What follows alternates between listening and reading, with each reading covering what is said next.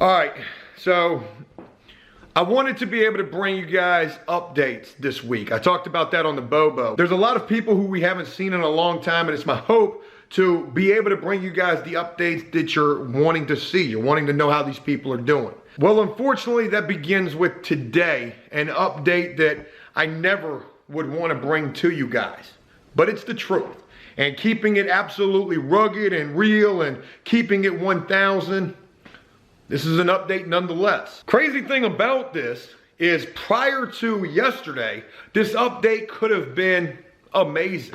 Involving a person who has had some really big accomplishments that we've yet to have a chance to address. But unfortunately, it would be yesterday where all of that wouldn't even matter because of the fact that this person just OD'd again for like the second time in less than probably 2 months. A person who has been struggling with addiction and a person who, fully acknowledges their struggle with addiction. A guy that I know from prison and somebody who we've just recently introduced, this individual Griff, who again has had some really good things that have taken place as of late that we haven't had a chance to address and probably play a pretty good part into why this guy just OD'd again and damn near lost his life. I don't know how many chances you get, but this dude has already had 2 in less than 2 months. I just had a conversation with Griff this morning. As a matter of fact, he would text me at 5 o'clock this morning telling me about this.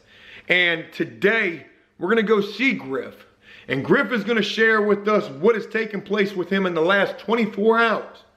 And I hope, in some way that this is eye-opening for him. I told this guy, forget sharing your story in an effort and a hope to help somebody else. You need anything that is gonna help you help yourself. And again, it's my hope that by him sharing his story and what's been going on with him, some kind of a way, maybe it's something that you say down in the comment section, but some kind of a way, this helps him. Because I don't know anybody who needs help more right now than him. So Griff, it's definitely crazy seeing you today. Man, I got pain in my left shoulder. Yeah. I don't know how I want to start. Well, let me start with this, and forgive me for cutting you off immediately. I told you when I got here, I said, it's crazy that I came over here today because had things turned out any different than they did last night, you would be dead and I wouldn't be coming over here right now to do what we're doing. Yeah, our first video was talking about how I got woken up weeks before and I was trying to get clean, and I remember the first video, it seemed like I was here or there. Everybody thought that I'd go get high again. But then I took that as the strength to get clean, and I was probably about 21, 22, 23 days clean, and we went and bought this van. A couple of days goes by, and I get a crazy thought in my head, like, let me just go get a couple of things. And I thought I was good because I only sniffed 2 caps of dope. But that put me out. I got woken up on the back porch with my face on the bricks. If my family didn't have Narcan, I'd be dead right now. You mentioned a whole bunch right there, Griff, and I want to start with this. I mentioned prior to coming over here, filming a little intro to this video, it's been a while since we've done an update with you, and, had last night not happened, we would be talking about good things instead, because just recently, 2 good things had taken place in your life. One being the fact that you got your license back, and then right after that, you went and you bought a vehicle. Absolutely. We've said before there's an angel on one shoulder and a devil on the other. And while I was stuck here with no transport, it was real easy for me to do all the right things, like go get my license back. And then weeks later, me and my brother, we go and get us a van for the family.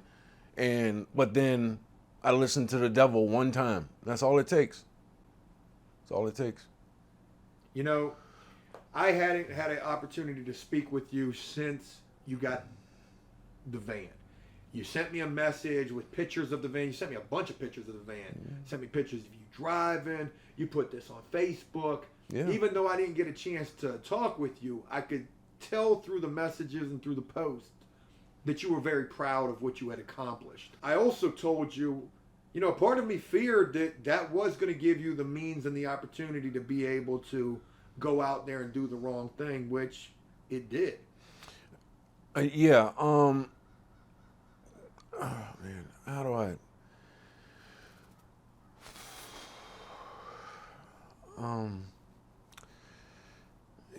Yeah, the van. Waking up on that porch last night, all I could see was my brother and my sister-in-law. Shout out to Rita for giving me Narcan. She saved your life. Yeah, she did. When I jumped to the end, when I came home, I made sure to give them a hug. So that was, and thank them. That was different than the last time. But, so I wake up and I'm shaking like crazy. Cops show up. And they're like, what'd you do? I ain't do nothing. Leave me alone. I ain't did nothing. And they're like, the cop is like, well, the paramedics are coming and they need to know what you did so they can properly treat you. All right, man. I did heroin. What they sold me. I mean, I'm shaking like, right. Paramedics. I can't stand up. They pick me up, carry me to the ambulance.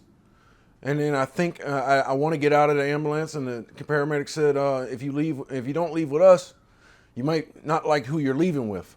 So I thought I was going to go to jail. So I went with the paramedics. I went to the hospital. The pain of what happened to me coming back, the shaking was nothing compared to what I felt on the inside, right? What I felt on the inside was like, it was getting ripped out of me, just waves of stuff. It was just pain everywhere.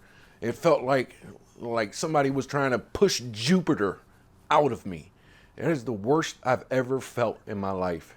And I fell down in the hospital in 2003 and my legs went numb and I had back surgery and had to learn how to walk again. And none of that is compared to what I felt last night. And I never want to feel that again.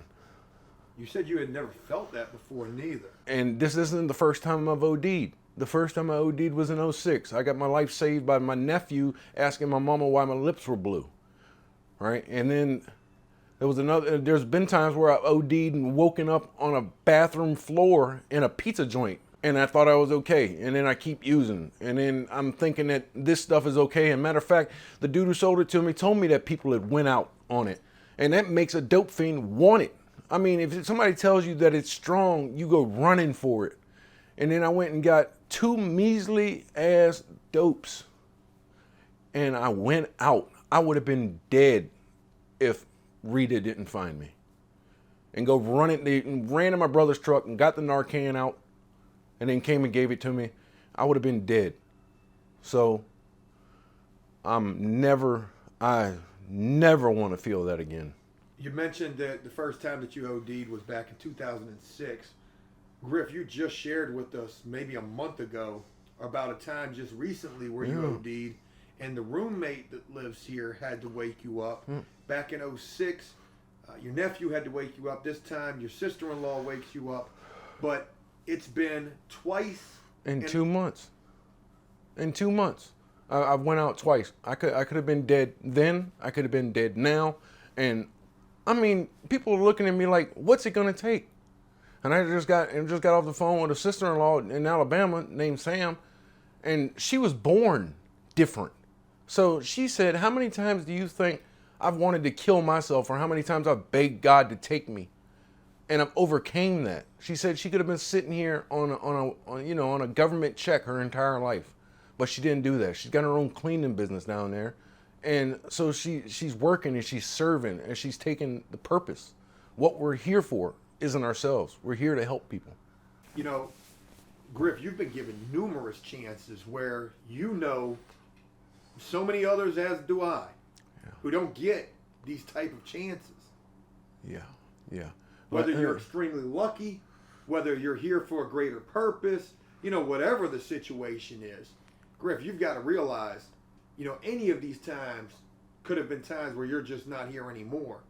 And absolutely. Today could have been the video where Joe said we lost Griff. You know, you just told me a couple of weeks ago that we were not going to make that video. Absolutely. On day 11, we made that video. I said, we're not going to make that video. But in that video, I said day 12 isn't guaranteed. Well, I guess day 23 or 24 wasn't guaranteed. Day 3 with the van is what did it.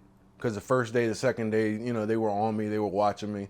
And then last night, I make up a lie about I got to go take somebody's food stamp card back. And I go out the way and give me a couple of things, and it almost killed me. So, I mean, I'm at the point now where if you got sick off of Tylenol, you would never take another Tylenol. What I feel like now is that I am so scared to ever do anything that they sell me on the street, because the difference between shooting and snorting is the difference between liquor and beer. So I thought that just sniffing, I'd be okay. Well, sniffing almost killed me last night. So I can't do it. I got to be the luckiest or the smartest or the stupidest person on the planet. I'm here for a reason. You know, I want to talk more about last night, what you went through last night, and I'm doing this because I want you to relive this. I want you to always relive this. I want you to see this video and to always relive this, because I hope that that will be a deterrent for you to continue down this path that you've been going down for so long. But, you know, one thing that I found interesting was what you told me that the cops said to you when they got here. Talk to me about what it was like when the cops arrived. Well, when the police looked at me and said, "Well, what have you done?" and it was an older black man. He was probably about 50, and he looked at me while I was shaking like crazy and said, "Do you have any idea how many 911 calls I go to for ODs where the people don't wake up?" And he looked in my face and he was almost crying when he said a lot. And if I'm thinking about that man's experience and about ODs being the #1 killer in America, and I could have just been another statistic. And I'm not here to berate you in any type of a way. I do want to kind of be a little stern with this, because Griff, somebody's got to tell you. You know, you need to figure this damn thing out. Can't nobody figure it out for you. You cannot continue to lie and manipulate your way to the next time when, you know, you're getting woke up. If you're even, I don't think there could be a next time with as many chances as you've had. You know, I don't want to even sit here and ask you, you know, what do you do different this time? But you're going to have to find something. You're going to have to find something that gives you some kind of hope, or something that gives you something to look forward to. Or like I told you off camera before we even started filming, you know, you have to find something that you're scared to lose. And I'm going to connect to some kind of volunteer organization and try to help people that are worse off than me, so that I can stop thinking about myself. Or I'm going to find a way to serve so that I can help other people. Because when I get in my head and think about myself and think about my son and start thinking about why am I here and all that metaphysical stuff, it gets me down and it makes me think stuff doesn't matter. And really and truly, everything matters. Everything matters. Your life matters, obviously. I mean, you still have it. Yeah, I can still do some good in this world, and I'm going to try. You know, another question that I asked you, and I want you to address that, and I find this kind of interesting as well, is, you know, here you go through this situation where you OD, the police show up, you know, how do you not get charged? How do you not go to jail? I have no idea, because the last time they found drugs and they found needles, and I never got a possession charge, never got a paraphernalia charge. Like my buddy up in Richmond, probably watching this video right now. He OD'd, and then they charged him with the paraphernalia. He might be going back to prison. But me, because of Portsmouth, because they probably go through it so often, they didn't even bother. No charges, no nothing. I could be having these feelings right now in jail, and Joe could be trying to interview me at jail, like Richie. But somehow they let me go to the hospital and go home. You know, you're not on probation anymore, and you haven't been on probation for a while. And I wonder, you know, what if you were still on probation? Is there a part of you ever, and maybe there isn't, but is there a part of you ever that kind of maybe wishes that you had something lingering over your head? Maybe that would give you a little more initiative to try? And see, that's the thing, is that I've had that behind me for so long. I've been on probation from 2003 till 2015, I was locked up or on probation. So I had piss tests that I had to beat around. So I knew I couldn't smoke weed. So then I started doing dope because it supposedly only stays in your system for a short amount of time.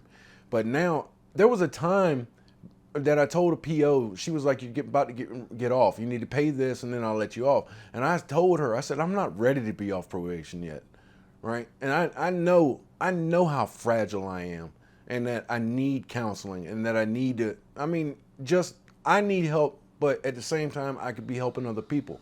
I just need to be part of an organization and have some accountability, because when it's just me, I do stupid stuff. Well, let's talk about you helping other people real quick, because I want you to tell me and tell us, how can you help other people? Like, what do you feel about you and your experience can help somebody else? Well, what I've learned, and it's real easy for an addict to fall back. I was at a meeting one time where a guy who was a regional whatever in a structure, he had been clean for 21 years and he got a divorce or something happened with his wife and nobody had seen him for 7 years. And he showed up at a meeting I was at and got another white chip. Quitting is easy. Staying clean is the problem, right? So what I have to do is be accountable. I need to get to something and give piss tests to people and work on something. If I'm not working on me, my addiction is working on me. So if I'm not beating it, it's beating me. That's what they always say. They say your addiction is doing push-ups while you're clean. It's getting stronger and stronger. And I came home from the penitentiary using drugs that night. In the back of my head, that demon is just getting stronger and stronger all the time, and it just keeps on trying to kill me. Something is trying to take me out.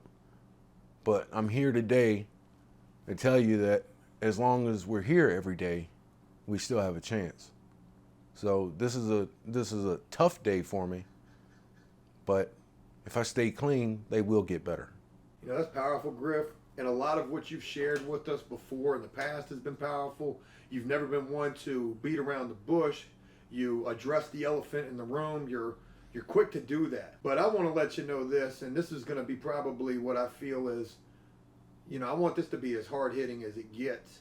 I sit here doing this with you, just thinking to myself, dude, you're going to die, man. You are going to die if you do this and keep doing this and justify it and keep finding a way to justify it. Because there isn't, as cliche as it sounds, there is no, just one time. You don't got that anymore. You've ran out of, you're like a cat with 9 lives. You've ran out of all of that. Be honest with you, that's what it feels like. After last night, and I made a video this morning about 6 minutes long, that I'm trying to explain the pain that I felt last night for an hour. That it just felt like something was getting ripped out of me for an hour. And I don't have another one of those in me. I don't have another wake me up on a bathroom floor. There is no more of that. I'm not allowed. No, I keep on, that demon in the back of my head is telling me, well, you keep on getting woken up. You can do it again. All you got to do is a little bit, right? But that little bit last night tried to kill me. So I'm scared. Right now, I'm scared. Hopefully, I stay scared. I'm going to tell you, like I've told you before, I don't know if I said it on camera or not, but it doesn't matter. Griff, I want to be somebody you can reach out to when you're ready to go get high.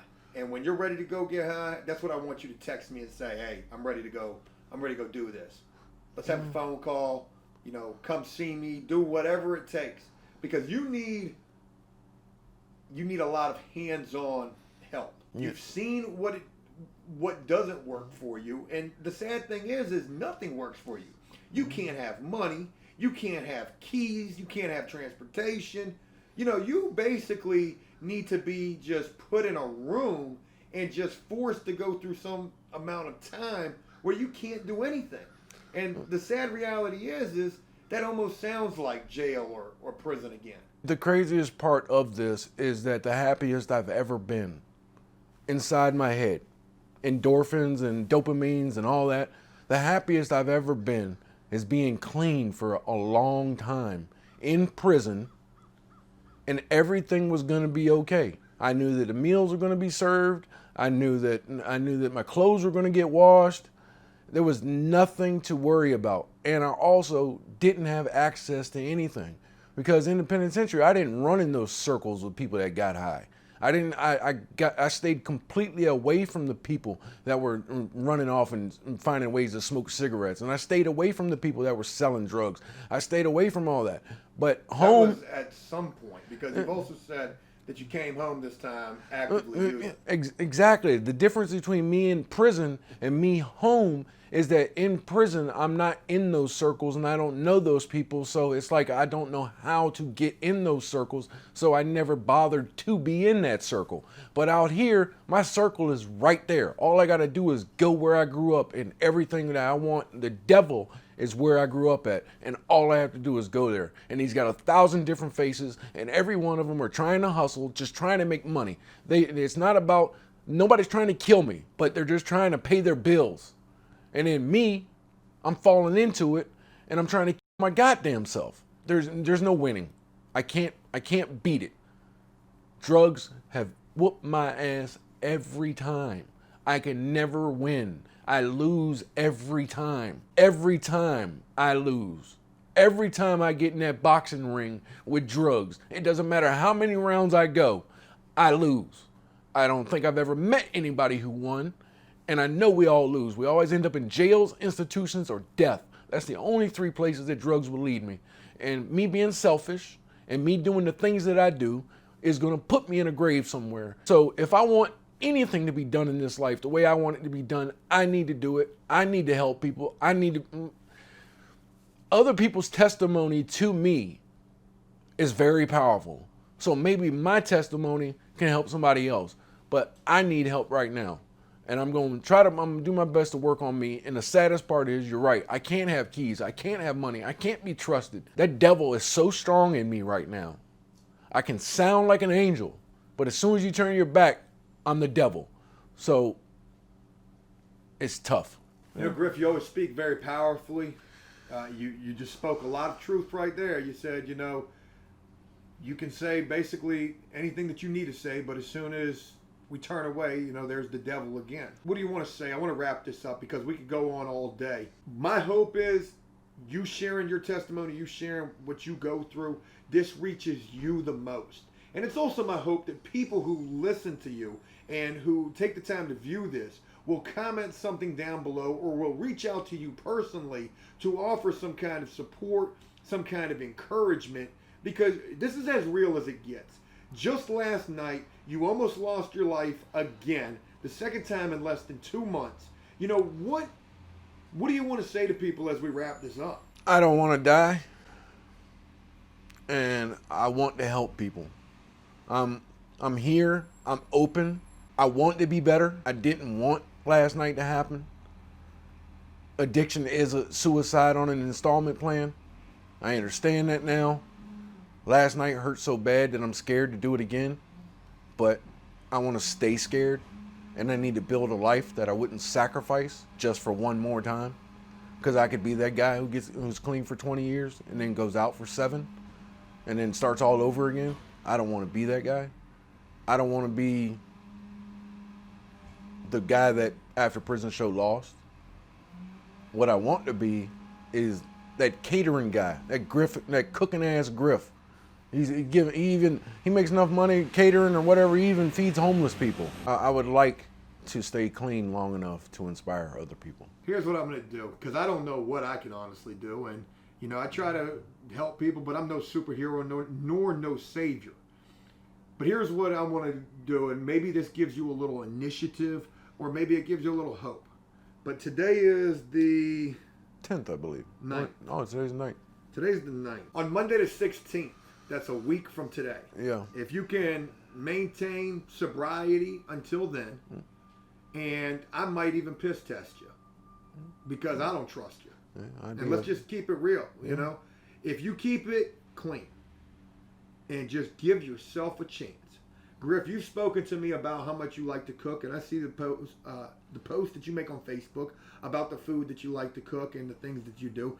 And you even said, you know, you wanted to do a cooking show. If you can remain sober until Monday, I will get you, and we will put together we're going to put together Griff's cooking show. I'm going to put together one episode of that, and I'm going to put that together in such a way that when you see that, you're going to be like, holy cow. This looks like something you see on TV. I can stay clean for that. I'd like to teach people how to cook chicken parmesan. Well, let's make you look like freaking Emerald, whatever his name God. is, up in the kitchen. Yeah. No prison food. Some real stuff, whatever you want to cook. Yeah. No prison food. We'll get you the apron and all, man. You're going to be the chef up in the kitchen, and we're going to put together a real deal cooking episode. Yeah. It might look like a sloppy fat dude with a bunch of tattoos, but I will teach you the ins and outs of how to do things the Griff way. Let's make the Griff way staying clean and sober. Yeah. And living to fight another day. Yeah. Because for the love of God, living is what you should be striving to do the most right now. I'm more than appreciative. The fact that there's people out there who love me more than I love myself means the world to me. And I need y'all. I need me. I'm just going day by day, minute by minute, second by second, and we're going to get this together. We're going to pull it together, and we're going to make something positive out of all this. Yeah.